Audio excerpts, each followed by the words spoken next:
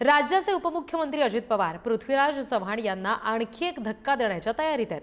काँग्रेस नेते उदयसिंह पाटील उंडाळकर राष्ट्रवादी काँग्रेसमध्ये प्रवेश करतील अशी चर्चा मागच्या 4 दिवसापासून सुरू आहे। उदयसिंह पाटील आणि अजित पवार यांच्यात मंत्री मकरंद पाटील मध्यस्थीने मुंबईमध्ये पक्षप्रवेशाबाबत सकारात्मक चर्चा झाल्याचं बोललं जातंय। दरम्यान आज उदयसिंह पाटील उंडाळकर यांच्या नेतृत्वाखालील कार्यरत असणाऱ्या कोयना सहकारी बँकेला अजित पवार भेट देणार आहेत। अजित पवारांच्या राष्ट्रवादीमध्ये उदयसिंह पाटील उंडाळकर येतील अशा पद्धतीची चर्चा सुरू आहे आणि आज उंडाळकरांची जी बँक आहे त्याला सुद्धा अजित पवार भेट देणार आहेत असं समजते। मंत्री मकरंद पाटील यांच्या मध्यस्थीने ही सगळी चर्चा सुरू आहे।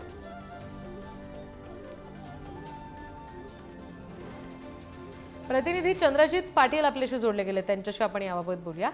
चंद्रजित, उंडाळकर सध्या राष्ट्रवादीच्या वाटेवर आहेत असं म्हटलं जातंय। आगामी निवडणुकांचा विचार केला तर काय नेमका परिणाम त्याचा होऊ शकतो?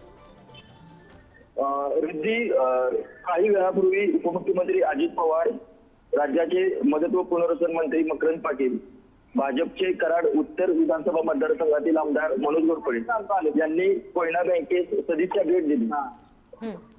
या भेटीनंतर उपमुख्यमंत्री अजित पवार यांनी कोणतीही राजकीय चर्चा झाली नसल्याचे सांगितले असले तरी या भेटीवेळी उंडाळकर गटाचे प्रमुख समर्थक उपस्थित होते आणि या सर्वांशी अजितदादांनी चर्चा केलेली आहे।